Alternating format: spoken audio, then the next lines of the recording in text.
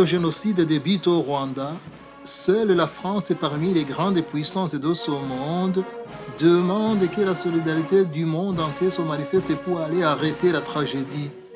Curieusement, c'est la France qui subira des reproches d'avoir participé au génocide.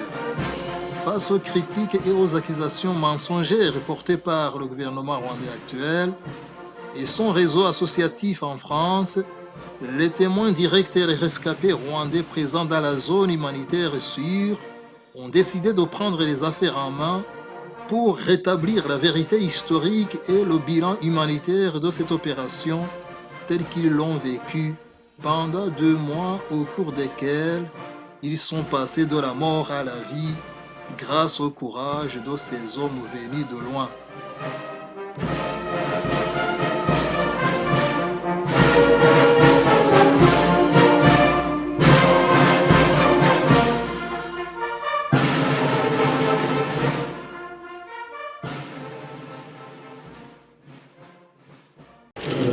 Pourquoi donc avons-nous voulu parler de vérité turquoise? Parce qu'autour de ce nom, autour de ce monde turquoise, il y a eu tellement de mensonges, tellement de mythes créés de toutes pièces, tellement de diffamations. Et nous pensons que l'honneur a un sens. En tant que Rwandais, parce que c'est une journée imaginée et organisée par des Rwandais, de France, de Belgique, des États-Unis qui n'ont pas pu venir mais qui ont envoyé des témoignages, de la Grande-Bretagne, du Canada et d'ailleurs. Pourquoi? Parce que turquoise, c'est notre affaire. Personne ne saura mieux raconter turquoise que les Rwandais eux-mêmes. C'est-à-dire les bénéficiaires de cette opération qui comprenait plusieurs pays, notamment la France, l'armée française, et puis 7 pays africains. Le Sénégal, l'Égypte, la Guinée-Bissau, j'en oublierai certainement. Ces militaires étaient envoyés au Rwanda au plus fort du génocide de 1994, comme tout le monde le sait.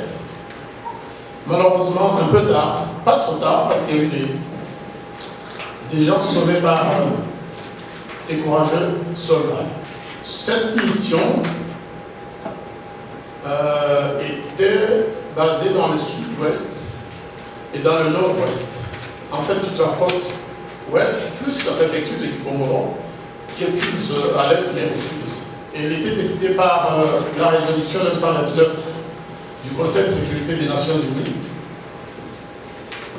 qui a été adoptée le 22 juin 1994.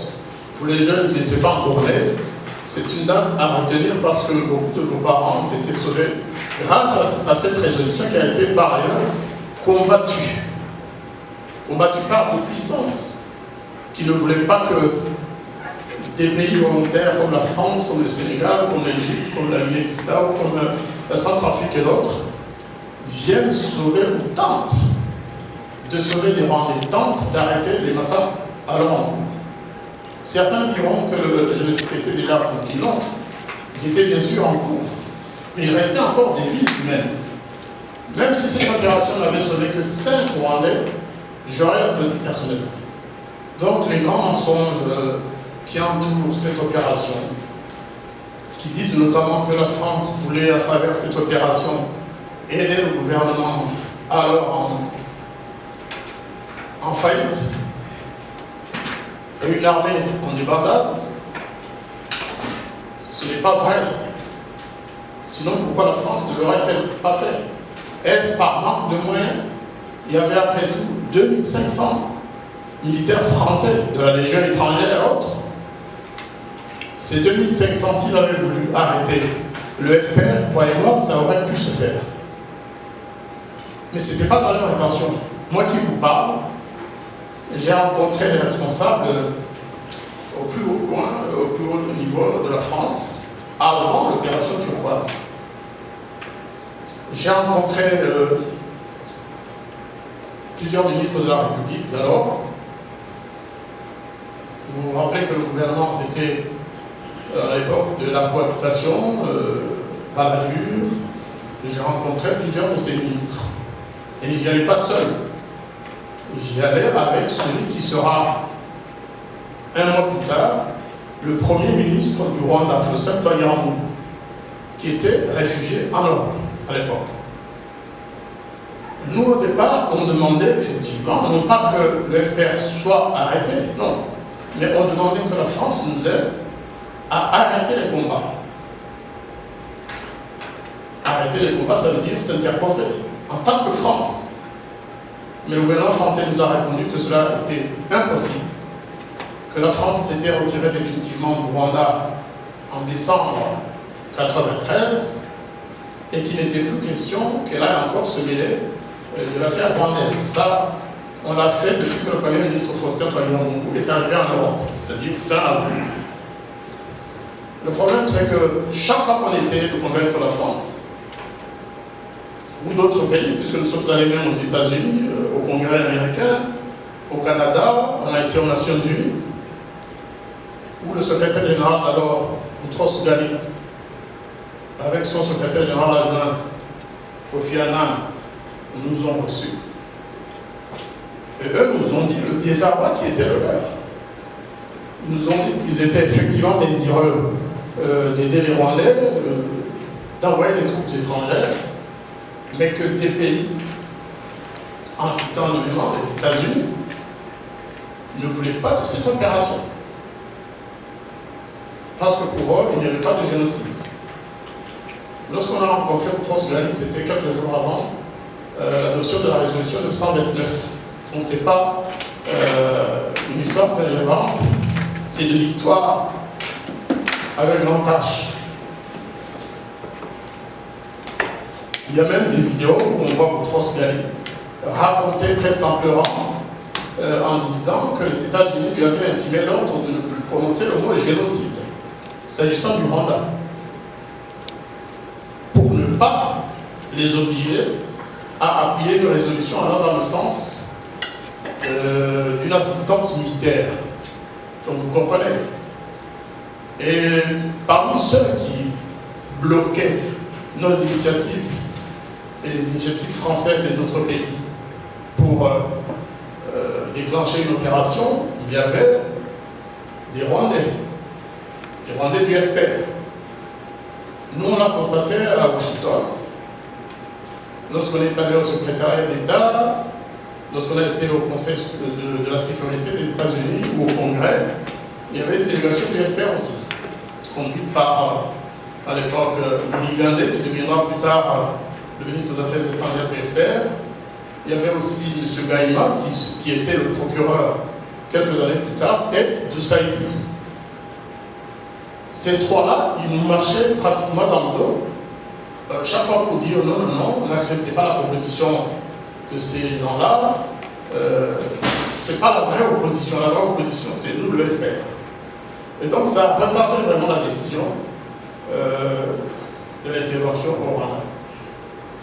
Ce n'est pas une accusation que je porte, et c'est l'histoire. L'histoire doit noter cela. L'histoire doit savoir que pendant que nos parents se faisaient charcuter, découper en morceaux, tuer à la Kalachnikov, il y a quand même des Rwandais qui ne voulaient pas que la communauté internationale vienne en aide. Il y a des Rwandais qui ne voulaient pas que la communauté internationale vienne arrêter les massacres. C'est deux histoires, ce n'est pas des histoires. Si je dis cela, ce n'est pas pour que vous parliez de cet élément pendant le débat d'ici. Non, on va parler que de turquoise.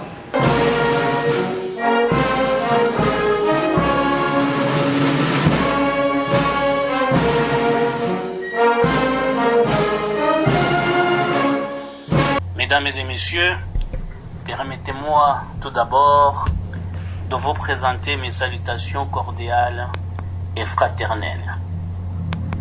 Je m'appelle Anissé Karegi, franco-rwandais. Je vis dans la région lyonnaise depuis 17 ans, mais je suis originaire de la préfecture de Gitarama, l'ancienne préfecture de Gitarama, c'est dans le sud du Rwanda. Il se trouve qu'au moment de l'attentat contre l'avion du président Habyarimana, je vivais à Butare. J'ai quitté cette ville dans la matinée du 4 juillet, lorsque les éléments du FPR venaient de prendre militairement l'agglomération. Avec mes compagnons, nous nous sommes enfuis vers le sud. Nous sommes passés par l'ancienne commune de Gishamvu. Nous sommes arrivés à Nyakizu. On pensait alors qu'il était possible de traverser vers le Burundi, mais comme la frontière était très gardée, nous nous sommes finalement dirigés vers l'ouest. Nous sommes passés par l'Unyondi, nous nous sommes allés vers Wigugu, où nous sommes restés quelques jours, et puis finalement vers le 12 juillet, nous sommes arrivés à Gassalinda. Ceux qui connaissent l'ancienne préfecture de Gikongoro doivent bien connaître le centre de Gassalinda en question. C'est à Gassalinda que j'ai eu l'habitude de discuter avec les militaires français de l'opération turquoise. Je les voyais passer. J'ai admiré leur comportement digne, humble. Ils voulaient discuter avec tout le monde. Le comportement dont il est question, que beaucoup mettent en cause, moi je l'ai admiré, je peux le dire. Mais avant tout, je dois dire que l'arrivée des militaires français a sauvé, je vais dire, utiliser ce verbe sauver, des milliers de personnes qui étaient en déplacement à cette époque. Vous savez, quand on fouille, on ne sait pas où on va. On sait qu'on fouille. On avance sans savoir la destination. Dans notre cas, nous étions pris en quelque sorte entre le marteau et l'enclume.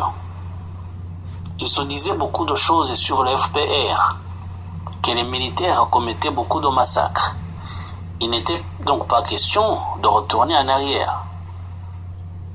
Mais dans le même temps, on savait que parmi nous, parmi les gens qui fouillaient, il y avait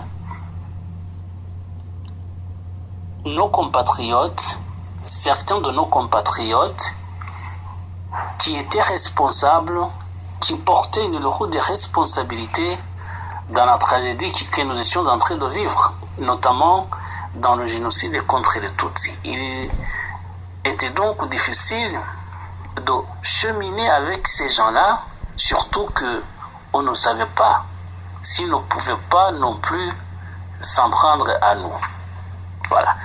L'arrivée de l'opération turquoise a permis de s'opposer et de réfléchir calmement, tranquillement, à la décision qu'il fallait prendre. Et on a réfléchi, on a eu du temps. Grâce à cette opération turquoise, parce que justement, il n'y avait pas de combat, comme les régions que nous avions quittées. Nous avons réfléchi et chacun a pu prendre la décision qui lui convenait. Pour ce qui me concerne, par exemple, j'ai pu retourner dans les zones conquises par le FPR. Je suis retourné chez moi et puis je suis allé dans la capitale et j'ai demandé du travail.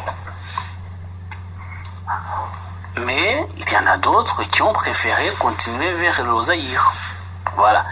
Mais ça, c'est grâce à cette opération turquoise qui a fait que chacun puisse réfléchir tranquillement, posément et prendre la décision qui lui convenait. Ça, c'est le premier élément que je voulais souligner. Le deuxième élément, c'est que les militaires français ont mis fin au massacre qui était encore en cours dans les 3 préfectures en question. Parce qu'ils ne toléraient pas qu'il y ait des gens qui exercent, ne fût-ce que des violences, je ne vais pas parler des tueries, ne fût-ce que des violences à l'encontre d'autres personnes. J'ai été personnellement témoin d'une scène un peu surréaliste. J'ai vu, c'était juste avant que je ne franchisse la frontière de Yokongoro, j'étais encore à Nyakizu, c'était le 4 ou le 5 juillet. J'ai vu le préfet d'alors, de Butare, un officier de l'armée rwandaise qui s'appelait Alphonse Nezeliayo, entrer dans une colère noire contre les militaires français. Pourquoi? Parce qu'il y avait un garçon qui était venu se plaindre auprès du bourgmestre de Nyakizu d'alors, au moment même où le préfet était en déplacement à cette commune-là. Il était venu se plaindre du traitement dont il avait fait l'objet de la part des militaires français. Qu'est-ce qui s'était passé? Les militaires français voyaient les éléments de la milice Interahamwe qui voulaient s'en prendre aux autres personnes. Ils leur demandaient la région d'origine, ils les mettaient dans les hélicoptères et ils les amenaient chez eux. Ce garçon-là, on l'avait embarqué justement à bord d'un hélicoptère de l'armée française. On l'avait amené vers Kainda pour ceux qui connaissaient la région. On avait fait comme si l'hélicoptère allait s'opposer et puis au moment de toucher le sol, on avait poussé ce garçon vers le sol. Donc c'est ce traitement-là dont il n'avait pas été content. Il était venu en parler au bourgmestre qui, comme par hasard, en a référé au préfet qui était là, et j'ai vu le préfet, personnellement j'étais là, qui était entré dans une colère noire en affirmant que les militaires français étaient en train de trahir la confiance du peuple rwandais. Voilà. Affirmer que les militaires français ont pu participer à quelques massacres que ce soit, ont pu comploter contre une partie de la population rwandaise, c'est un mensonge absolu. Ça, je peux le dire, du moins dans la partie de la zone turquoise où je me trouvais. Je vais dire aussi que parce que j'étais à Gassarinda, mais je me déplaçais aussi vers le centre du Congolo où vivait l'une de mes sœurs, et j'ai vu comment ces militaires-là étaient appréciés par une partie de la population, mais honnis par une autre partie de la population qui était de la mouvance de la milice Interahamwe en question. On disait alors que les militaires français n'avaient pas voulu aider les miliciens Interahamwe parce qu'ils avaient été séduits, soi-disant, par les jeunes filles qui étaient hébergées dans le centre de Murambi. Voilà, ça je peux le dire parce que j'en ai été témoin et on en parlait souvent à l'époque. Donc pour résumer, je vais dire, moi personnellement, je vais rendre hommage à tous ces militaires français qui ont participé à l'opération turquoise en disant qu'ils nous ont rendu un peu de dignité que nous avions en quelque sorte perdu et qu'ils nous ont permis de réfléchir à notre avenir, à prendre les décisions qui étaient les plus adéquates et finalement à nous permettre de retrouver doucement l'humanité que d'aucuns de nos compatriotes nous avaient enlevée. Je vous remercie, mesdames et messieurs.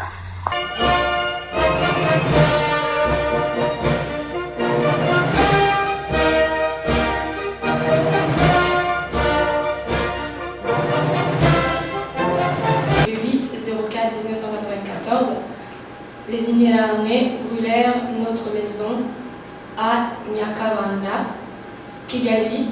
De lors, nous avons été obligés de vivre cachés, notamment chez un voisin congolais. Je ne souhaite pas entrer dans les détails pour ne pas faire un récit long.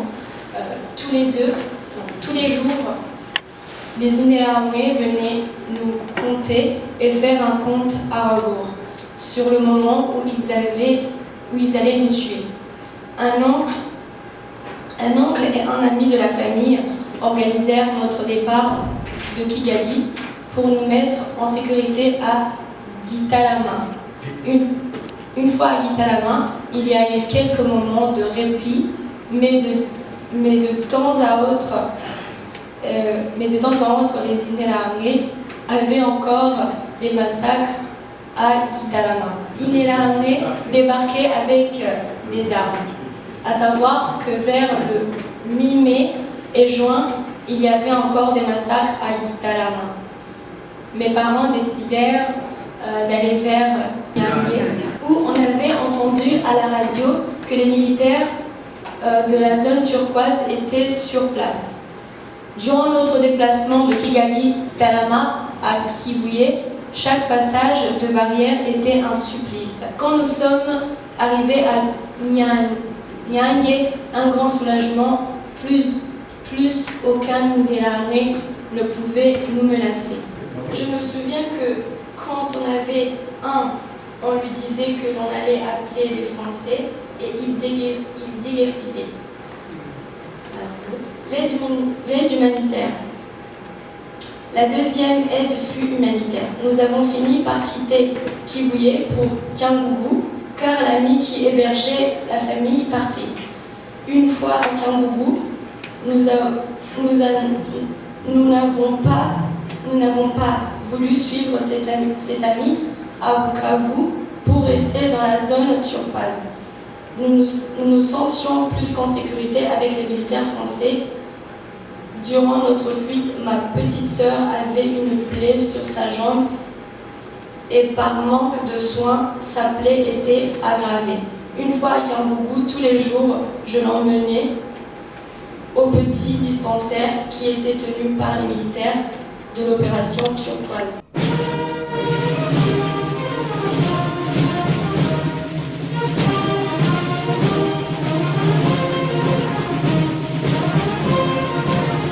Turquoise à la rwandaise, dès son début jusqu'à la fin, quand nous avons accompagné. Et ça me fait plaisir parce que souvent avec mon ami le colonel Tiza et mon ami le sous-préfet Théodore, le premier, que Dieu ait son âme, le second est en prison, mais ces deux messieurs, j'ai toujours et je garde un grand respect. J'ai admiré des personnes qui aiment leur pays et qui aiment leur peuple. Je vais y arriver. Bon, en 1994, je travaillais à Kigali. Je suis originaire de Tchambo, effectivement, commune Nyakabouye. Mais au moment des faits, je travaillais à la primature, donc à Kigali. Déjà dès le 10 avril, j'ai évacué ma famille parce que la menace était très grande. Et elle a fait un transit, bon, je vais aller voir juste après. Et un transit à Botaré, et après 2 mois, il a fallu continuer sur Tchambou. Alors, s'il faut se conformer au texte, en fait, j'ai un peu donné un petit aperçu. L'ambassadeur lui-même hier revenu. Je dois lui rappeler qu'en fait, le pays qu'il avait oublié, c'est l'Égypte, parmi les 7 qui ont participé à la mission turquoise et autorisée par les Nations Unies. Et si on va fouiller un peu dans certains écrits, on verra que vraiment il a fallu du courage pour que le 14 juin, le gouvernement français en place, présidé par le président Mitterrand, prenne une décision. Moi, je trouve que c'est une décision de grands hommes. Là où au niveau des Nations Unies, là où grandes puissances américaines et autres, ça sera fait des Rwandais, on s'en fout. Nous, quand on mourir, nous torture. Mais le gouvernement français a décidé de mettre en place une mission humanitaire, militaro-humanitaire. Et c'est vraiment déjà une chose exceptionnelle à ce moment-là. Ça mérite en soi, même la décision en soi pour moi mérite beaucoup d'éloges.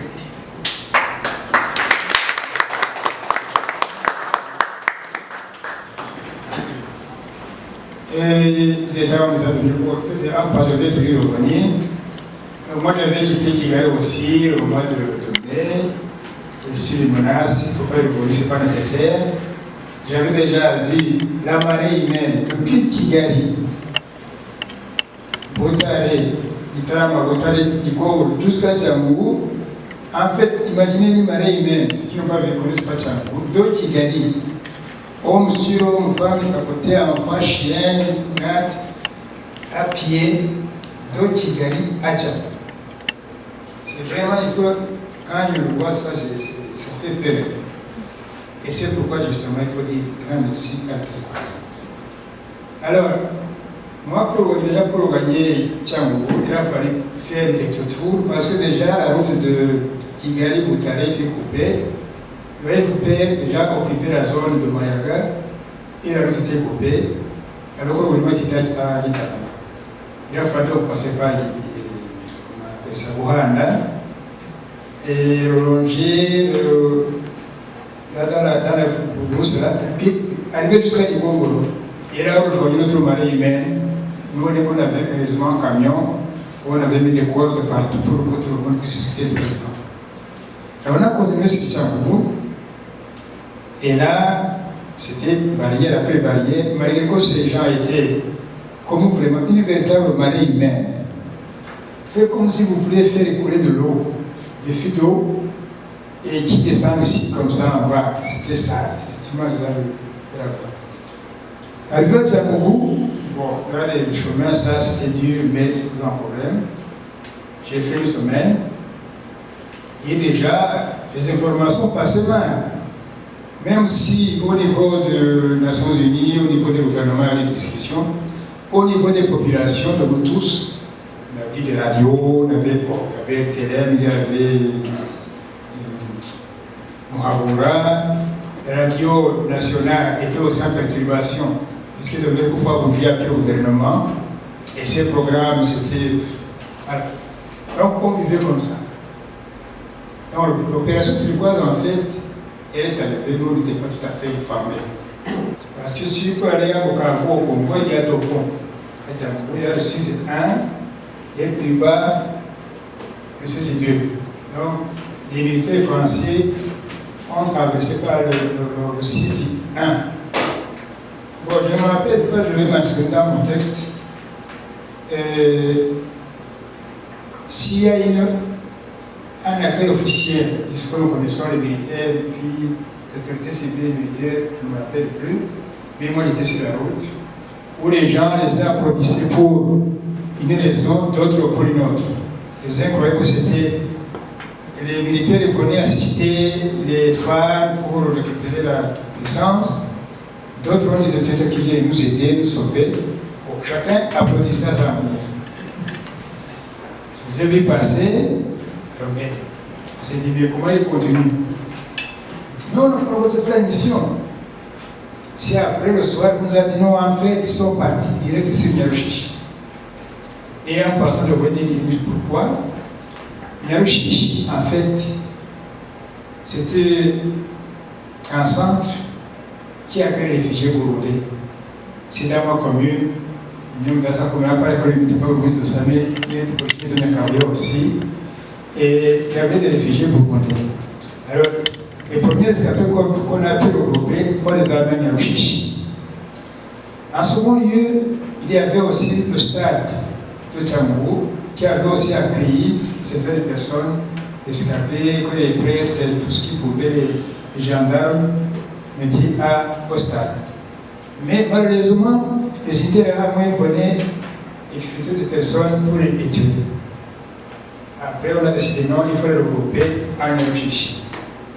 Je me suis posé une question, qu'est-ce qui a décidé? Après, je me suis informé, j'ai su que c'est un accord, l'accord du préfet, de l'évêque et du commandant de la gendarmerie, feu colonel Bavugamechi, qui d'ailleurs lui aussi était pratiquement comme un réfugié, alors qu'il était en fonction. Bon, entre parenthèses.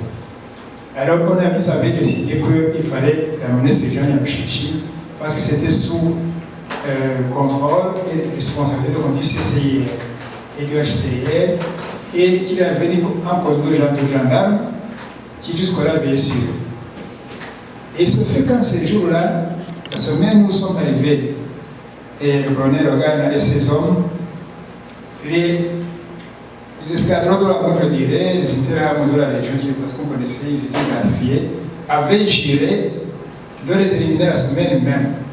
Heureusement, c'est le beau-frère de dans certains des problèmes qui voulaient nous dire que c'est fini, chichi. Dans 3 semaines, ce sera fini. Donc il a fallu négocier. Le colonel est parti les voir des messieurs, s'il vous plaît. Il a déjà supplié, bien l'autorité, mais la situation était difficile. Acte, nous allons recevoir nos amis français. Est-ce qu'on va les présenter en amas de cadavre? Vous croyez que c'est vraiment une fierté? Donc, enfin, il a usé de tous les moyens pour les convaincre de dire écoutez, attendez un peu, tout cela. Et c'est pourquoi, justement, quand je disais que les militaires nous passaient, on disait ok, ils ont promis l'arrêt à Nerchichi. Et le même jour, ils se sont installés, ils n'ont jamais bougé. Ce qui fait que le Nerchichi avait le cordon de garde. Les Français, et puis derrière les gendarmes. Il le dit parce que j'ai été là au moins 2 fois, 3 fois, et pour un témoignage de qui va passer avec Michel. Moi, je voulais souligner en fait cette action qu'ils ont menée de sécuriser cette population qui traînait dans Tchangogo. Et parce qu'à Tchangogo, mine de rien, les gens avaient fini sur le revenu. Et on avait toute une immense d'autres gens du pays qui venaient de Kigali, Boutali, Djibogo, tout cela. Et Tchangogo était rempli de gens. Donc à Taré, à Bougarama, partout il y avait des gens. Et tout ce monde, c'est ce que Karey a souligné, ils ont été sécurisés, ils se sont reposés, ils ont réfléchi à leur avenir. Au lieu de courir aveuglement, parce qu'ils avaient pris de conduire près derrière, ils se sont assis, ils se sont reposés, ils ont réfléchi, ils ont décidé. Tout ça, moi je le mets au compte, ce n'est pas du petit comité que nous avions de la mission turquoise.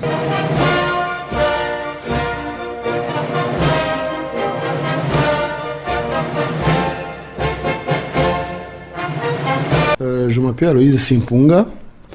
Je suis rwandais d'origine de la préfecture de Cyangugu, l'une des préfectures qui était dans la zone sûre qui a été créée et protégée par la mission turquoise pour arrêter notamment les massacres des Tutsis qui y étaient. J'ai pas exercé mes fonctions seulement à Cyangugu. J'ai été professeur là-bas, mais plus tard je suis allé à Kigali, précisément en juin 1991, où j'ai été nommé comme sous-préfet de la préfecture de la ville de Kigali, chargé des affaires sociales. Donc en 1991, j'ai exercé à Kigali.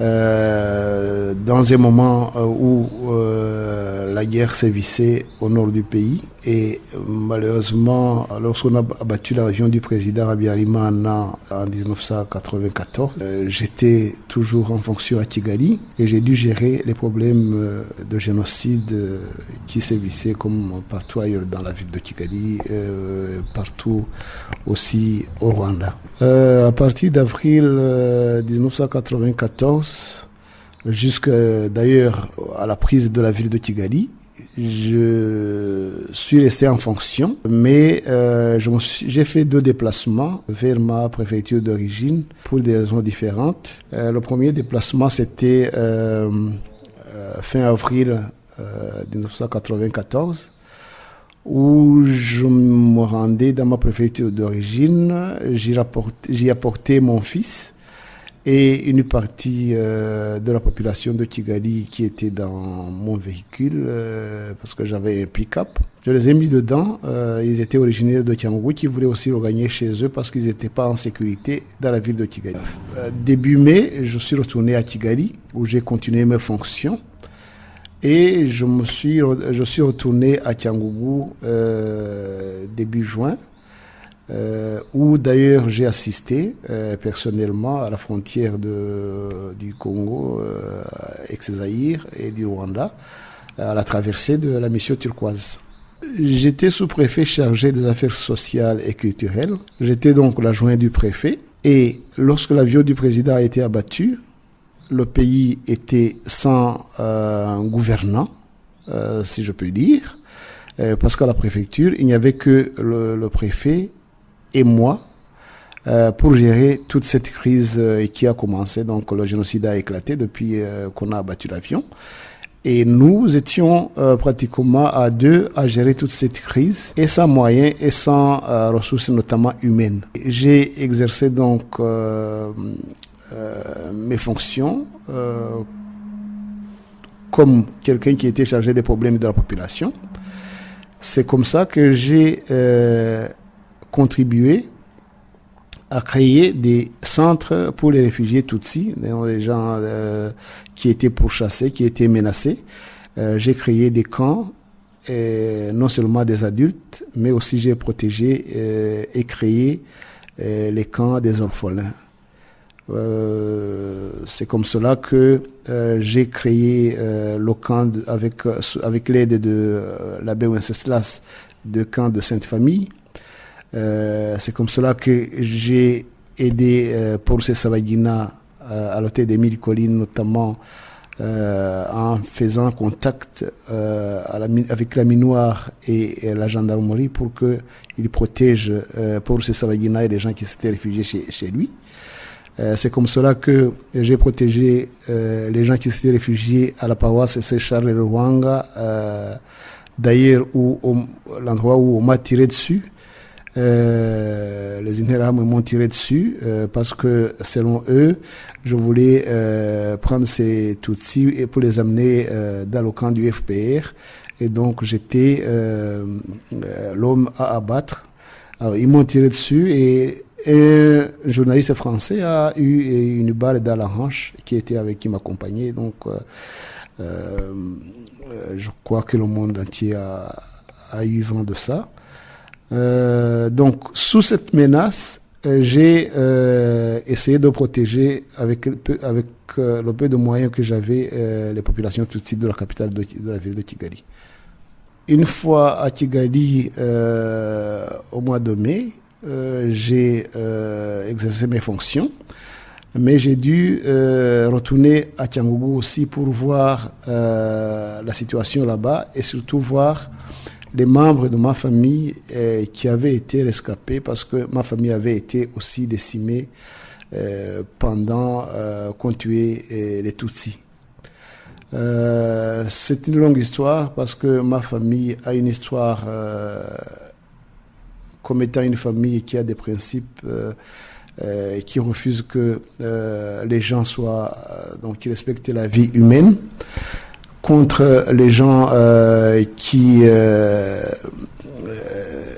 maltraitent ou tuent les autres, et cela nous a valu être pris comme complices des Tutsis, et toute ma famille donc a été décimée, une famille de plus de 100 personnes, et j'en ai trouvé une quinzaine seulement qui est restée. Donc au mois de juin, je suis retourné pour voir où ils étaient et comment ils étaient. C'est justement au mois de juin que je suis arrivé à Cyangugu pour voir la situation d'une quinzaine de personnes de ma famille qui étaient rescapées des tueries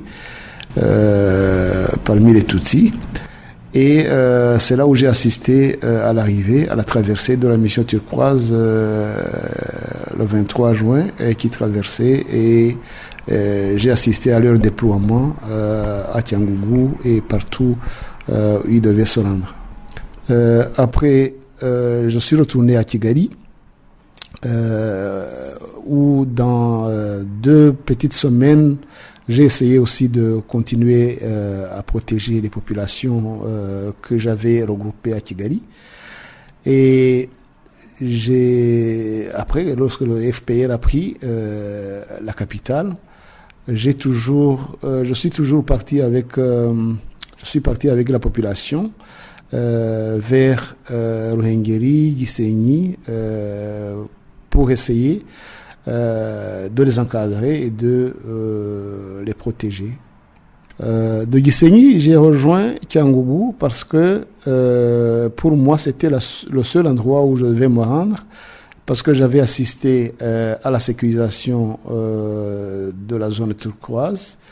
J'avais assisté aux actions, donc à la volonté de l'armée française de protéger les gens et les biens, parce que je les ai vus chasser les gens qui voulaient vandaliser les biens, que ce soit les biens publics ou privés. J'avais assisté aux arrestations des criminels. J'avais assisté au désarmement par les forces de la mission turquoise de ces criminels. Je me sentais, donc ma décision a été tout de suite d'aller dans une zone sécurisée de la mission turquoise au lieu d'aller de traverser vers Goma comme les autres l'ont fait. Après que Kigali a été pris, donc je suis allé dans ma préfecture d'origine parce que je savais la mission turquoise capable de me protéger. J'avais assisté aux actions de protection des populations par la mission turquoise. Même les membres de ma famille qui étaient réfugiés dans la paroisse de Changi et qui étaient rescapés des massacres de cette paroisse ont été évacués par la mission turquoise et les comités de pacification qui avaient été créés, aidés par la gendarmerie aussi rwandaise, et ils ne l'ont pas fait que à Changi, parce que je les ai vus faire la même chose à Bouchengue, à l'hôpital de Bouchengue, et les informations sûres et de première main me disaient, me parlaient des actions, des mêmes actions qu'ils faisaient partout. J'ai même appris qu'à Gikongoro, ils faisaient la même chose. J'ai même appris qu'à Kiwé, ils faisaient la même chose. Que même j'ai même des célèbres, des noms des personnalités célèbres et qui vivent toujours, que la mission turquoise a. Avant l'arrivée de la mission turquoise et depuis que l'avion du président Habyarimana a été abattu, comme dans tout le pays, l'autorité administrative était débordée. Et les criminels qui se disaient Hutus, qui voulaient tuer des Tutsis, leur taxant de complices du FPR, se sont déchaînés. Comme partout ailleurs dans le pays, à Kiango aussi c'était la même chose. Et ils ont tué vraiment un nombre de Tutsis sans que quelqu'un les en empêche, sans que quelqu'un soit là pour dire voilà. Mais depuis que les comités qui se sont organisés, notamment pour pacifier le pays, c'est vraiment à Kiangougou seulement que j'ai trouvé le phénomène dans tout le pays. Peut-être que ça s'est passé ailleurs, mais à Kiangougou c'était spécial. Il y a eu un comité au niveau de la préfecture qui a essayé de ramener l'ordre, qui disait que l'ennemi n'était pas les Tutsis, que les Tutsis n'avaient rien fait. Donc le mouvement a essayer de diminuer, mais sans s'éteindre complètement. C'est que lorsque la mission turquoise est arrivée et qu'elle a appuyé le travail de ces comités de volontaires qui étaient bien organisés et avec les forces armées de la mission turquoise, c'est là vraiment que les massacres étaient terminés. Donc j'étais là, j'ai assisté à tout ça. Il n'y avait plus de tuerie et il n'y avait même plus de vandalisme ni de vol là, sauf par-ci par-là, mais la mission turquoise vraiment avait stoppé tout cela. Ma famille personnelle, il y a eu une quinzaine de rescapés sur une famille de plus d'une centaine de personnes. Ils étaient à Changi, mais ils ont été ramenés par l'action de ces comités de pacification et la mission turquoise. Ils ont été ramenés à Nyarushishi où ils ont été protégés jusqu'à la fin. Ma famille donc a été, le reste de ma famille a été sauvé grâce à l'action de la mission turquoise et vraiment j'en suis reconnaissant. Et je ne suis pas le seul à leur être reconnaissant parce que toutes les familles des rescapés de Tiangougou leur en sont reconnaissants. Oui, en guise de conclusion, je dirais que la mission turquoise a été vraiment salutaire pour les Rwandais, surtout pour les Tutsis qui étaient dans la région dans laquelle la mission turquoise était déployée. J'en suis de cela. Hein, je suis victime, donc ma famille a été victime de ces tueries, de ces massacres. Et donc, je sais de quoi je parle parce que je dirais pour conclure que notre sentiment est un sentiment de reconnaissance parce que au moment où le monde entier, certains pays avaient retiré même les gens qui étaient dans notre pays pour assurer la sécurité des gens. Et au moment où les pays, les grandes puissances ne voulaient pas envoyer des gens pour secourir les Rwandais, la France a osé envoyer ses militaires. Je pense que la France, vraiment, elle devait être remerciée pour ça. Mais justement, en guise de conclusion, mais j'ai aussi le sentiment où je suis plein de stupéfaction quand je lis ou que j'entends certaines critiques qui disent que la France a contribué au génocide au Rwanda, que la mission turquoise n'a pas fait quoi que ce soit ou qu'elle était là pour disons, aider les génocidaires de s'enfuir, alors que moi j'étais là, alors que je vous parlais des chiffres et des faits que la mission turquoise a fait. Moi, je suis vraiment choqué et je suis vraiment dans un état de stupéfaction de voir ces gens-là de mauvaise volonté et je n'ose même pas imaginer le sentiment qui les anime lorsqu'ils profèrent des jugements comme cela. Moi, personnellement, comme victime de ces crimes et comme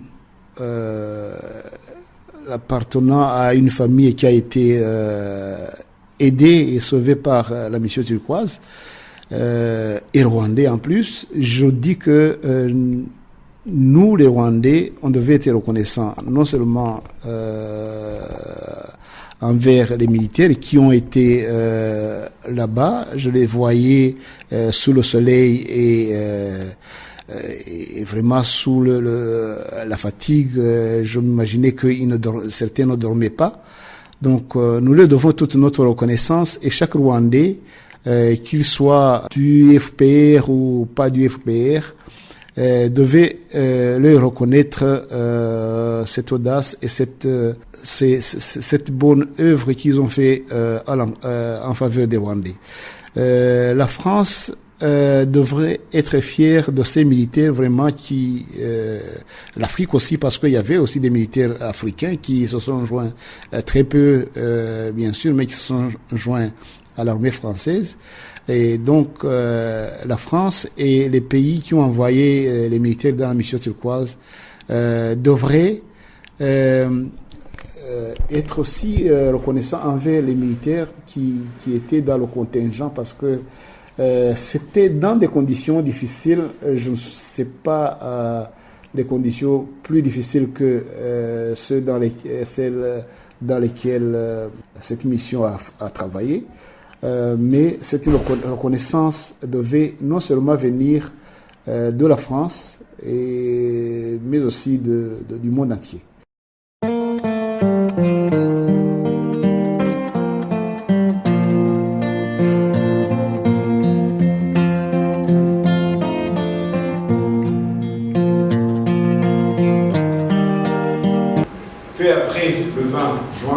militaires français patrouillaient dans notre région dans le cadre de l'opération Turquoise. Je les ai personnellement rencontrés vers le 20 juillet.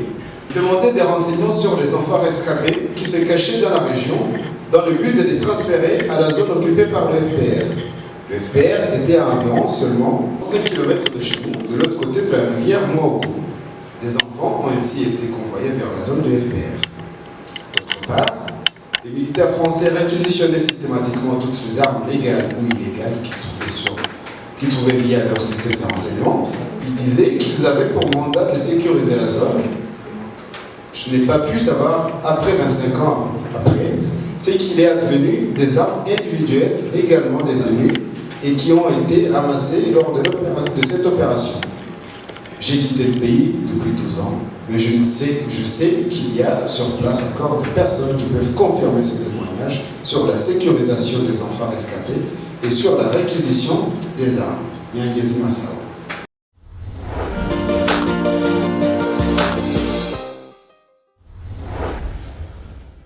Alors, je reviens sur justement des critiques d'hommes autoréférentiels, des médias, d'anciens militaires. On lit des livres. Certains parlent d'attaque, une attaque, je crois, aérienne d'Onyungwe sur Kigali. Toute personne qui connaît Nyungwe et Kigali,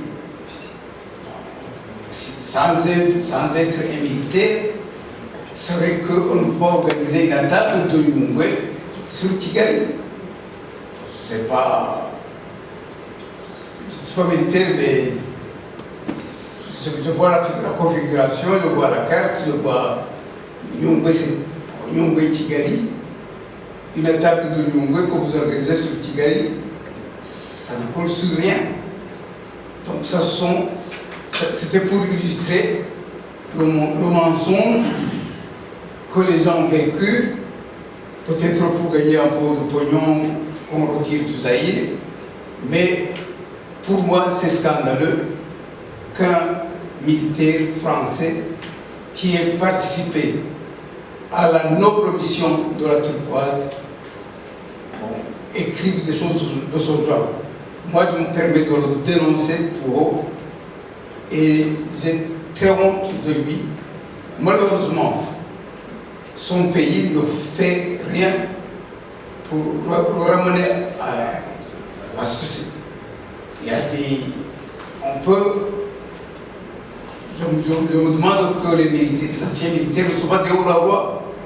On peut exiger d'eux qu'ils expliquent ce qu'ils en veulent, qu'ils nous disent clairement, qu'ils témoignent avec nous que justement on peut faire l'attaque de Nyungwe en survolant tout au Rwanda sur Kigali. Comment sera-il possible? Donc, je ne voudrais pas m'étendre sur tout ce que les autres ont dit, mais je dis que la France devrait rendre hommage à cette mission qui s'est effectuée de manière très professionnelle. Ils ont secouru, ils ont sécurisé, ils ont protégé, et dans des conditions combien difficiles. Là, tout le monde sait ce qui s'est passé justement pendant les 2 mois, à partir du 6 avril.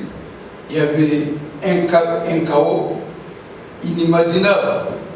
Et ils ont permis de remettre de l'ordre dans tout, en mettant en place l'administration, en mettant en place une petite armée pour protéger, pour assurer la population, et en commençant à assurer justement le fonctionnement de l'administration, enfin à remettre un peu de pouvoir, un peu d'ordre dans tout ce chaos.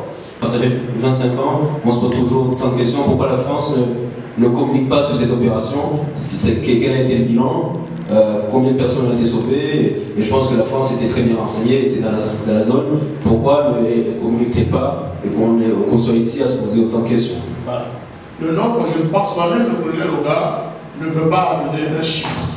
Il peut peut-être donner le chiffre de ceux qui étaient à Yaouchichi ou dans d'autres centres organisés, mais de dire peut-être 2 millions de gens qui traversaient le pays. Voilà. Est-ce que vous avez un chiffre? Je ne sais honnêtement pas. Non, voilà. Je ne sais honnêtement pas, c'est des centaines de milliers de personnes. Exactement. Combien exactement? Voilà. Nous, on est pourquoi vous avez posé une question? Turquoise est arrivé très tard, pratiquement à la fin du génocide. Pourquoi? Il faut poser la question à l'ONU et à la communauté internationale. Et derrière, parce qu'il faut dire les choses comme elles sont.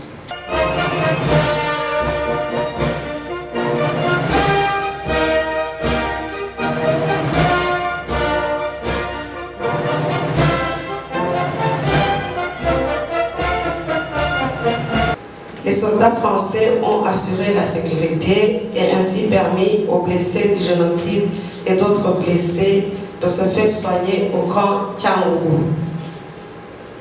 Ils ont également assuré la sécurité des rescapés Tutsis du camp de réfugiés de Nyaruchichi mis en place le 14 mai 1994 par le préfet de Tchangougou, Emmanuel Bagambiki et le colonel Innocent Bavugameshi. Ces rescapés ont pu avoir la nourriture et l'accès aux soins grâce à ces militaires français et quelques autorités qui les protégeaient, dont ceux qui sont cités ci-dessus. Les militaires de l'opération Turquoise sont arrivés à Nyaruchichi le 23 juin 1994 et ont commencé le travail de sécurité, de sécuriser la population. Ce que je peux dire, c'est que depuis l'arrivée des militaires de l'opération Turquoise, les barrières mouroirs ont été démantelées et les gens pouvaient circuler librement. Ils ont déplacé plusieurs rescapés du génocide, d'où ils sont cachés pour les mettre à l'abri au camp de Nyaruchichi par exemple. À Bouchengue, près de l'hôpital où nous logions, nous avons hébergé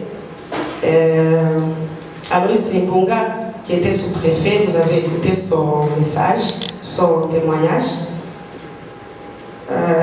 Il était sous-préfet avant le 6 juillet, le 6 avril 1994. Et il avait été blessé à Kigali pendant qu'il s'occupait des orphelins à la ville. Il nous est arrivé avec d'autres personnes. Augustin l'a mené se faire soigner au stade Tchangougou, un dispositif médical dont les militaires français assuraient la sécurité et le fonctionnement. L'hôpital Bouchengue était fermé car le matériel avait été pillé, le personnel était en exil et certains d'entre eux restaient chez eux. Sans la zone turquoise, plusieurs personnes allaient mourir. Le travail des militaires français de l'opération Turquoise a été d'une grande utilité en ceci qu'ils ont arrêté les massacres, les pillages, ils ont désarmé les milices et les civils résistants et sauvé des vies des rescapés du génocide et des Hutus modérés qui étaient dans la zone turquoise et qui n'avaient pas voulu s'exiler aux Zaïre. Ma famille restait restreinte et élargie, ainsi que moi-même avons été sauvés par la présence et l'action des militaires français dans la zone turquoise. Nous en sommes vraiment reconnaissants. Une telle action humanitaire est à soutenir et encourager par qui que ce soit, chaque fois qu'il y a de besoin, et surtout réagir à temps pour sauver des vies. La communauté internationale ne doit pas attendre des catastrophes en s'attardant à compter le nombre de morts pour intervenir. Il faut plutôt, dans la mesure du possible, anticiper les événements comme le génocide. Chaque vie humaine a sa dignité. La communauté internationale avait été bien informée du génocide des Rwandais, Tutsis et Hutus, mais la réaction a été très tardive. Par exemple, le journaliste Kamilini, Augustin Kiza et François Kezabera, de l'hôtel des 1000 collines au mois d'avril, ils ont averti la communauté internationale des massacres qui sont commis. Jusqu'à aujourd'hui, et encore, je parlerai des rapports des enquêteurs spéciaux des Nations Unies et leur rapport mapping ont mis en exergue les massacres commis contre des populations hutus qui pourraient aussi être qualifiés de génocide, mais il n'y a pas eu aucune réaction. Des rapports des organisations internationales et des journalistes indépendants dénoncent des arrestations arbitraires, des assassinats et des disparitions forcées. La communauté internationale ne réagit pas. C'est regrettable. Évidemment, les Rwandais sont les premiers concernés par la solution à apporter au problème de leur pays. La communauté internationale ne viendra qu'en aide.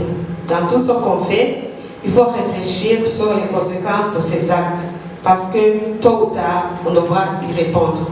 C'est pourquoi certains chefs d'État africains refusent de lâcher le pouvoir.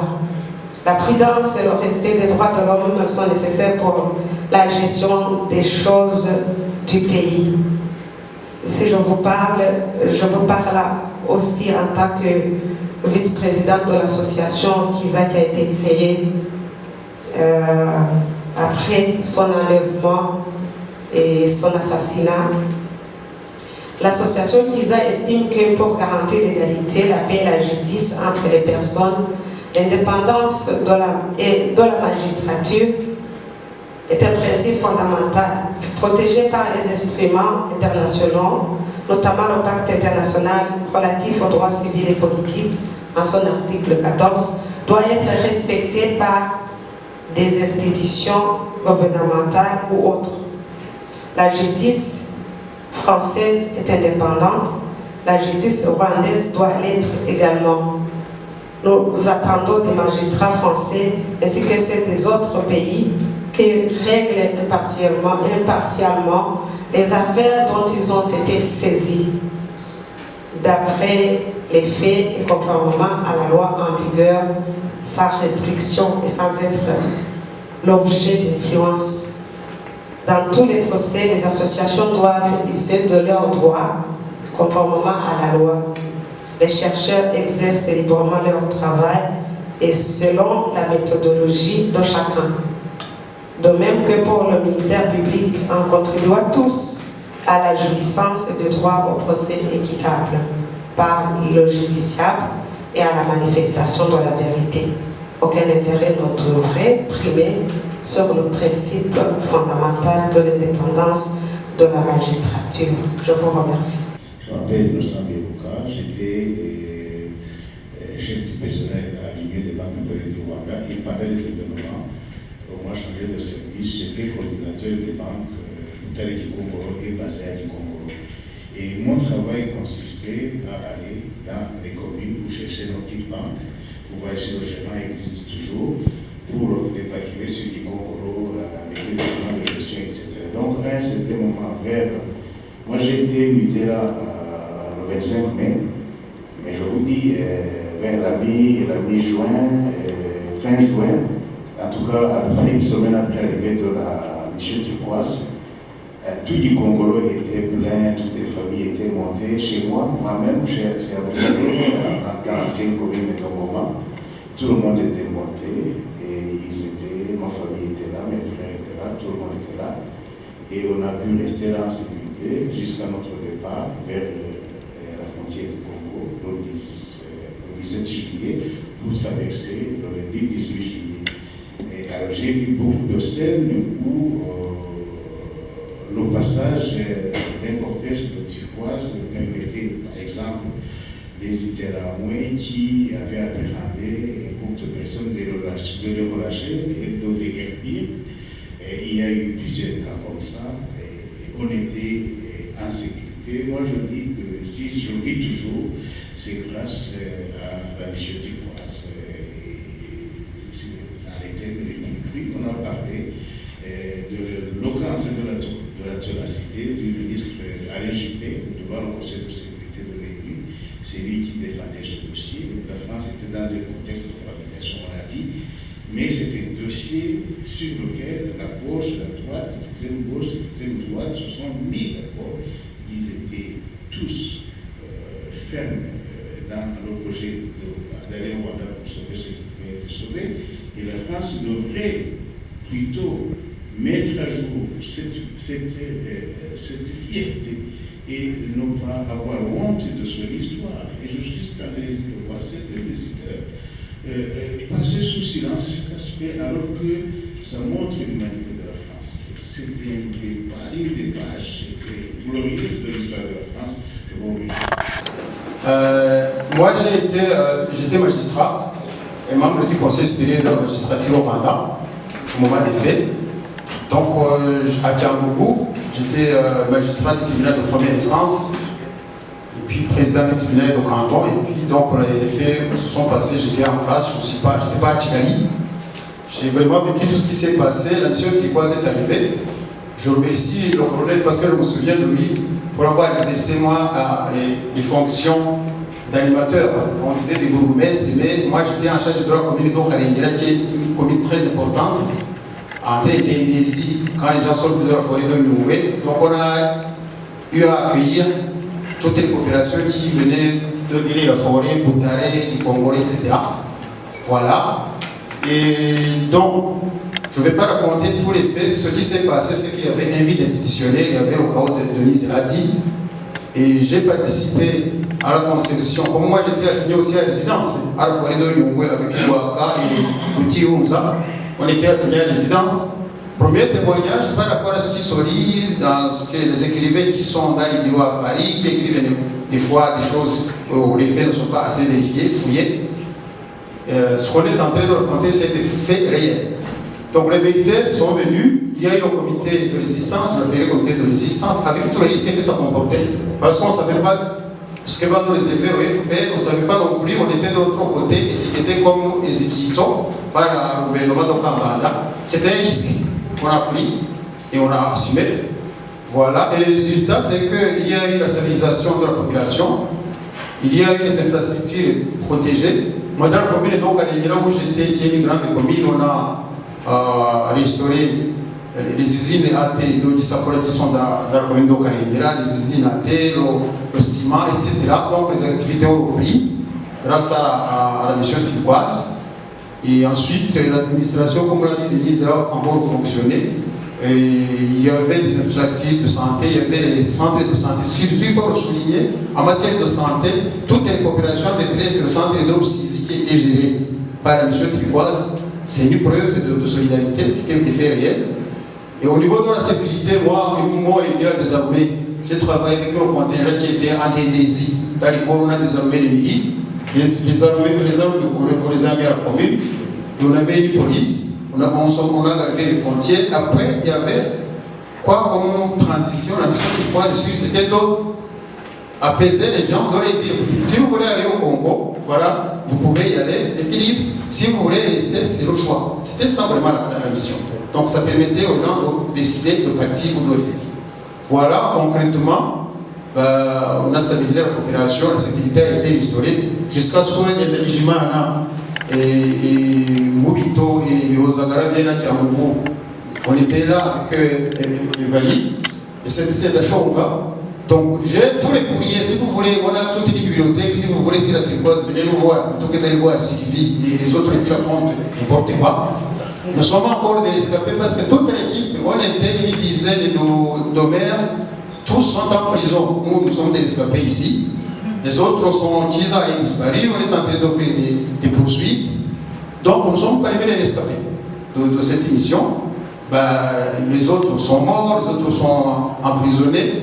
Et voilà. Donc, bravo à la mission turquoise. Ce que je propose par la suite à notre comité, il faut que ça ne reste pas dans cet hôtel, qu'on continue à fouiller, qu'on travaille sur l'anthropologie de la violence, qu'on creuse, et puis sortir des bureaux de Paris pour faire des enquêtes. Il faut aller demander à la population. Ce sont les premiers bénéficiaires, ce n'est pas les écrivains ou les autres. Il faut aller à la population. Je suis sûr et certain, si vous allez à Kiambougou, à Tibet, au Congo, vous parlez mal des Français, il y a des gens qui vont vous gifler. Bravo, Victor Fuquoise. Je corroborer, c'est le témoignage de Nesma Naronien, qui a été mon enseignant de latin en Kalmanda, où les Français ont amené les Tutsis à Bukavu, au collège Alpha-Géry, dont le monseigneur Jean-Baptiste Garmani, mon lecteur Modeste Mongwala Leba et l'intendante Kim Mandika, qui sont arrivés à à Collège Alpha-Algérie, et ils étaient à l'intérieur, comme cette personne, ils sont venus vers l'entrée, on dormait, on était à la rue, ils m'ont aperçu. J'étais le premier jeune rwandais qui est entré au collège, et c'est comme ça qu'on a commencé à aider avec le père Minan et Gobert, qui était jésuite, qui est actuellement à Paris, qu'on a commencé à aider les jeunes orphelins. Et après, les Seigneur Ramon a appris que le Monseigneur Garmani était au collège, et ils ont commencé à menacer un acteur important, le Médecins Sans Frontières, qui commençait à donner le médicament. On dit qu'ils ont fini avec des FPR, donc il y avait une pagaille les premiers jours. Je pense que le Père Cheikh a joué un grand rôle pour sécuriser et pour temporiser, même à Bukavu. Merci.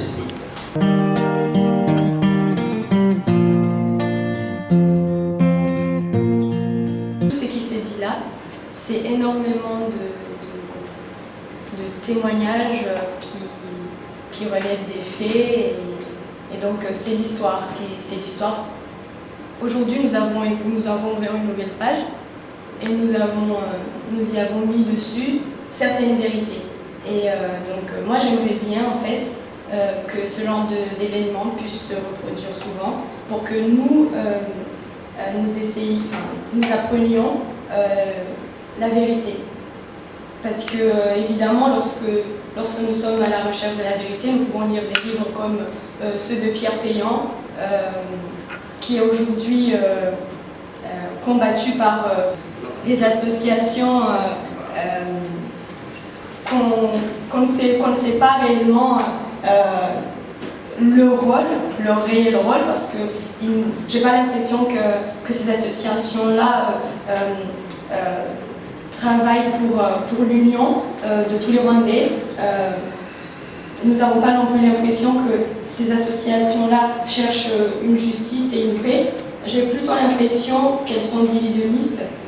Et c'est pour ça que je voudrais qu'on soutienne des personnes comme Pierre Péan et d'autres d'ailleurs, Judy River et d'autres professeurs ou chercheurs ou journalistes qui travaillent sur la question du Rwanda pour pouvoir, comme aujourd'hui, tous ceux qui ont fait leur témoignage ont en quelque sorte donné du courage et donné un coup de punch à ceux qui le font. Et donc j'aimerais également aussi que ce qui est à César lui soit rendu. Donc notre histoire, c'est notre histoire et elle doit être dite par nous. C'est nous qui devons dire notre histoire. Et alors j'aimerais bien également qu'il y ait des livres, qu'on écrive, que ceux qui ont vécu réellement l'histoire, on les aide à écrire ces histoires-là pour que nous, la jeunesse, nous puissions effectivement les lire et comprendre l'histoire. Mais je voulais vraiment vous remercier et vous dire que la jeunesse est fatiguée en fait. Elle est fatiguée.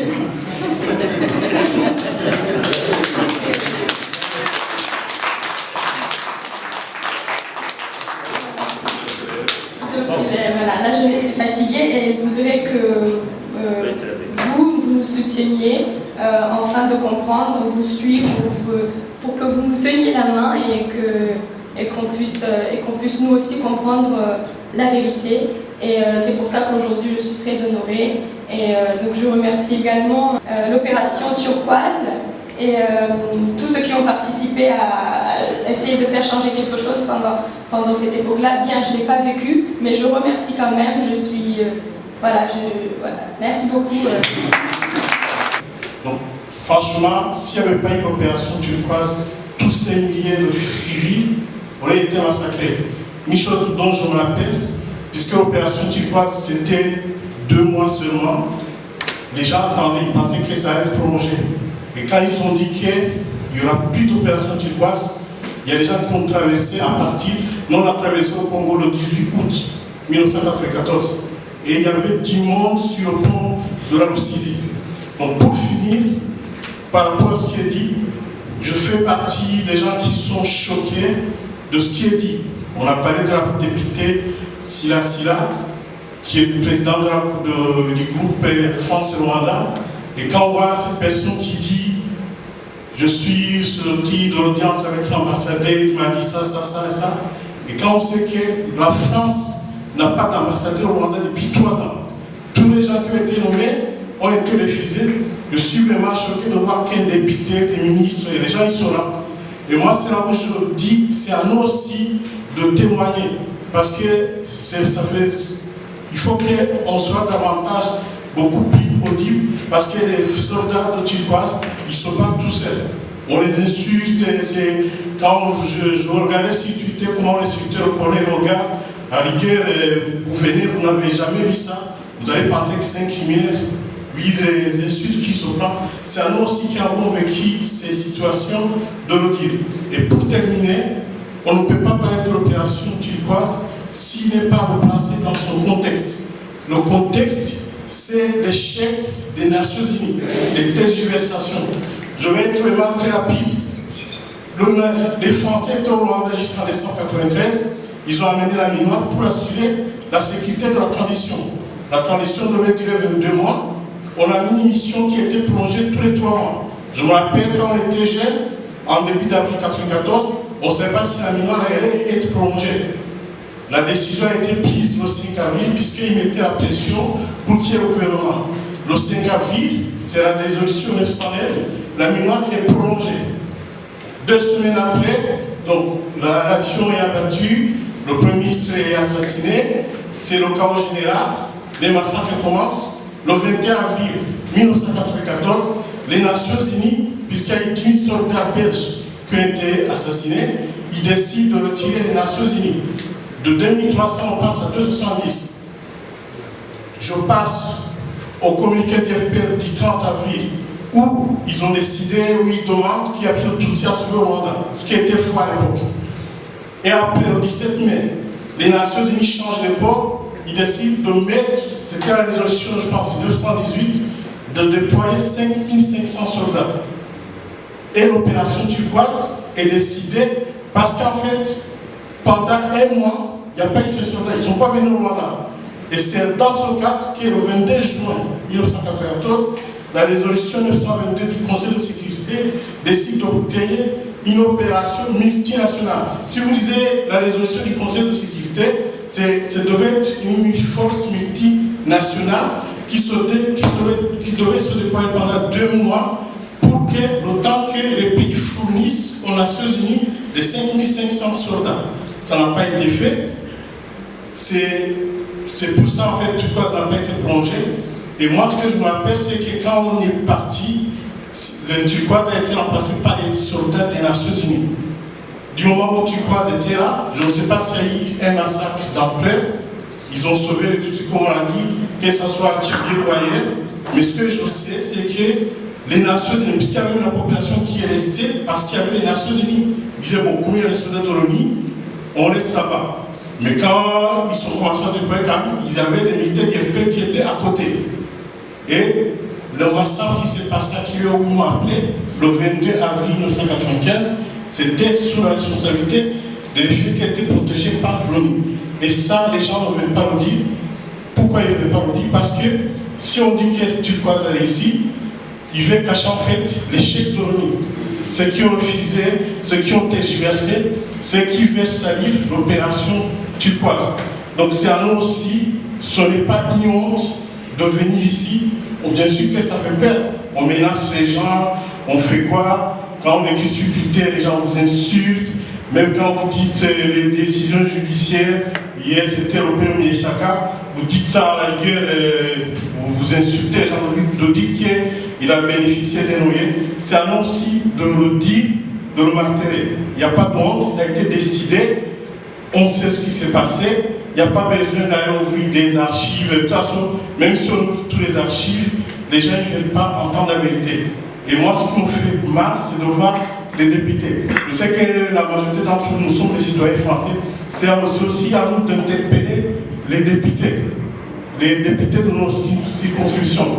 On peut les contacter, c'est ce qu'ils font. Et aussi, en face, c'est ce qu'ils font. C'est à nous aussi de donner les clés en disant, nous sommes des citoyens, nous sommes des électeurs. Moi, personnellement, j'ai voté la République en marche. Moi, je me dis, voilà, moi, j'ai voté pour vous. Ils ne votent plus pour vous.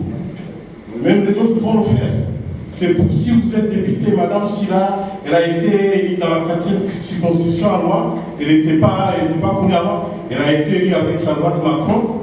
Donc voilà, si les gens comme ça continuent à ne pas entendre la vérité et aller diffuser des mensonges, et voilà, ça nous demande de continuer, de faire ce travail. En tout cas, merci beaucoup. Et je veux que mesdames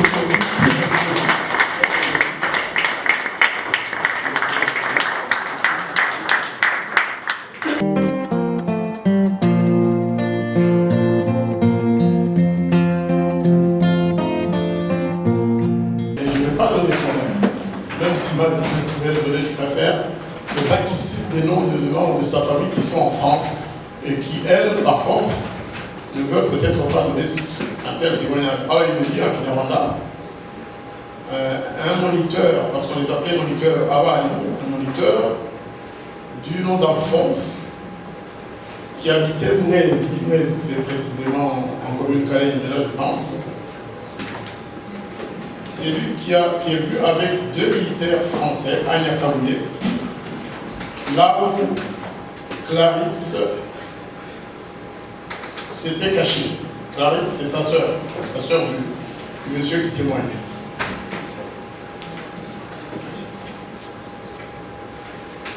Un des militaires est resté dans la voiture au marché de Nyakabouye. Je traduis même si je ne suis pas un interprète, traducteur. Et l'autre est monté à pied avec Alphonse, là où était cachée Clarisse.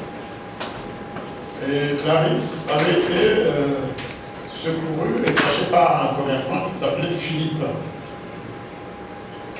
Il donne les noms de famille aussi, mais moi je préfère les garder pour moi jusqu'à ce que j'ai l'autorisation de donner tous les éléments. Et Philippe était le mari de ma grande sœur, donc la grande sœur de Clarisse. Philippe les cachait dans un buisson qui était à côté de chez lui. Et il donnait de l'argent aux Itiararamwe qui venaient fouiller chez lui, afin de les calmer. Il leur donnait de l'argent. Parce qu'il ne voulait pas que les Itiararamwe cherchaient des Ignezi, et lui il leur donnait de l'argent en disant, vous voyez bien que je ne peux pas cacher des Ignezi, moi, je suis un citoyen honnête. Philippe leur donnait donc de l'argent, et quand les Français sont arrivés, il a poussé un ouf de soulagement. Et les Français ont pris toutes les sœurs et les frères de la famille qu'ils ont conduits à Niaouchichi, sauvant ainsi la vie à mon beau-frère et au reste de ma famille. Il signale que toutes ses sœurs, sauf la de l'aînée, vivent en France. Effectivement, j'ai essayé de savoir de qui il s'agit, et ce sont des personnes qui sont très actives dans la diaspora rwandaise. Et on comprend tout à fait que ces femmes et ces filles soient aussi actives dans l'association Ibuka, où moi, des victimes des Tutsis, parce qu'ils ont effectivement perdu pas mal de membres Tutsis de leur famille. Mais elles, se sentant mal à l'aise pour apporter un tel témoignage, j'imagine qu'elles ont demandé à leurs frères de le faire à leur place. Ce n'est pas les seuls cas, ce n'est pas les seuls cas de personnes qui auraient aimé témoigner. Il y en a même 2.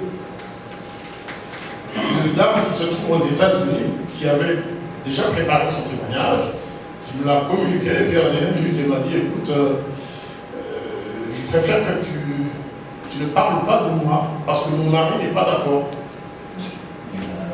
Voilà. Mais son mari, lui, c'était un tout, qui ne veut pas que sa femme soit mêlée à ce genre de témoignage. Donc, de tous côtés, on a peur. Et puis, plus près de nous, il y a quelqu'un que tout le monde connaît, je ne dirais pas son nom, qui devait même venir ce matin. Cette personne, elle est originaire de Bissessero. Bissessero, c'est le lieu dit de Kibouye, où les militaires de l'opération turquoise n'ont pas pu secourir, dès qu'ils sont arrivés dans la région, les Tutsis qui étaient menacés par les terroristes. Donc les militaires de l'opération turquoise sont partis d'abord se ravitailler, se renseigner avant de revenir pour offrir leur service et sauver des vies humaines. En fait, il y a eu des morts entre-temps, entre les deux. Le premier passage et l'arrivée, je pense que c'était le 27, au colonel, c'était le premier passage des militaires avec le C0, c'était le 27. C'est 27. Voilà, et puis 3 jours après, ils sont revenus. Malheureusement, il y avait déjà des morts, mais ils ont sauvé des milliers d'autres. Et cette personne, donc, qui devait venir aujourd'hui, donnait son témoignage, me disait, moi j'ai perdu une partie de ma famille dans le premier coup, assassiné entre le 27 et le retour, mais j'ai eu beaucoup de membres de ma famille aussi sauvés par Turquoise pendant ce laps de temps. Et il m'a même confié qu'après le départ de Turquoise, les Cécéro, c'est-à-dire les habitants de Cécéro, avaient composé une chanson en hommage à l'honneur de Turquoise, qu'ils chantaient chaque année lors ou pendant la période de mémoire. Le gouvernement les a laissés faire pendant quelques années, comme à Tchaoulou d'ailleurs. Daniel et son équipe des rescapés de Néo Chichi avaient aussi composé des chansons où ils célébraient Turquoise chaque année. Et puis, lorsque l'enquête sur l'assassinat du président Habyarimana a été annoncée, quelques années plus tard, le gouvernement a envoyé des délégués membres du FPR à très haut niveau, dont notamment l'ami qui devait venir témoigner aujourd'hui. Il m'a lui-même raconté ce qui s'est passé. On lui a demandé tout simplement d'aller à Cécéro, chez les siens, demander aux rescapés de ne plus jamais parler de France et de ne plus chanter ces chansons-là. Ça, c'est un témoignage, première main. Il m'a dit, tu ne donnes pas mon nom aujourd'hui, mais j'écrirai quand même un article sur cette affaire-là, dès que la pression sera passée. La pression, elle vient de partout. La pression, elle peut venir de la famille qui est au Rwanda. Je l'ai dit tout à l'heure pour ma cousine Aurora. Il y a des gens de la famille qui disent « Ne donne jamais le nom de notre fille, sinon tu l'auras sacrifié. » Comme tu dis que quand la mère sacrifiait les Tutsis, toi aussi tu auras sacrifié une Tutsi pour la vérité. Donc cette pression existe, la pression familiale. Mais il y a aussi la pression gouvernementale à travers les ambassades, parce qu'ils ont été informés de cette journée. J'ai reçu des messages, jamais vraiment méchants, mais quand même des petites menaces. Il y a d'autres qui en ont reçu de semblables et qui n'ont plus voulu témoigner à cause de ça. Nous devons le savoir. Nous devons savoir et être fiers de nous d'ailleurs pour part de ceux qui sont là aujourd'hui. Ce que nous faisons aujourd'hui et ce que vous faites aujourd'hui, à venir, à témoigner, à écouter, tout à l'heure, si on a quelques minutes encore, on va échanger les commentaires. C'est un acte de vérité et de résistance au mensonge. Joseph Matata, qui a envoyé un témoignage, mais qui est assez long quand même, que je ne me permettrai pas de résumer, il dit c'est un acte de vérité, c'est notre façon de dire non au mensonge. Et il a raison.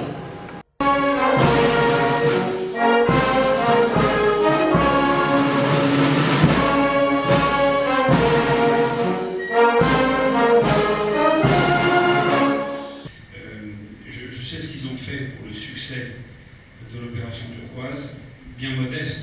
Il y a eu des trous dans la raquette, évidemment. On a fait tout ce qu'on a pu, ça je peux vous le garantir. Et c'est pour ça que c'est insupportable de voir aujourd'hui un ancien officier en rupture de banc mentir par mégalomanie, par mythomanie, par besoin de paraître ou d'exister. C'est insupportable de voir l'État français s'incliner devant Paul Kagame de voir l'État français confier la francophonie à Louise Mouchiquet-Barbeau. Tout ça est insupportable. En tout cas, ce soir, cet après-midi, grâce à vous, j'ai eu beaucoup de réconfort, personnellement, beaucoup de réconfort dans le combat que nous menons tous ensemble pour la vérité. Je peux vous dire que l'armée française est une armée avec des vraies valeurs humanistes. Tout ce qu'on essaie de lui mettre sur le dos est absolument dégueulasse. Mais vous le savez, vous le dites mieux que moi, avec les mots des témoins qui ont vécu des choses que moi-même je n'ai pas vues sur le terrain, que je n'ai pas vécues. Sur le crime de guerre commis par Anselme, ou qu'il revendique avoir commis, je le laisse à sa conscience et face à la justice de Dieu, si ce n'est la justice des hommes. Il aura des comptes à rendre un jour, ça j'en suis certain. Si tant est que ce crime existe vraiment, parce qu'on a affaire à un malade mental qui mériterait une vraie expertise psychiatrique. J'en suis convaincu dans le fond de mon cœur. Voilà ce que je voulais vous dire, pour vous remercier de m'avoir invité. Et puis, je voulais rester discret, mais vous m'obligez à prendre la parole. J'espère que mes amis rwandais, vous êtes tous, donc ne seront pas fâchés. Voilà. Merci beaucoup.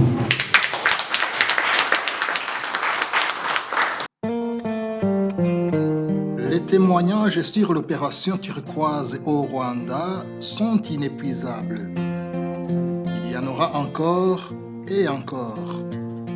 L'objectif est de faire la lumière, d'établir la vérité et écrire l'histoire selon les faits.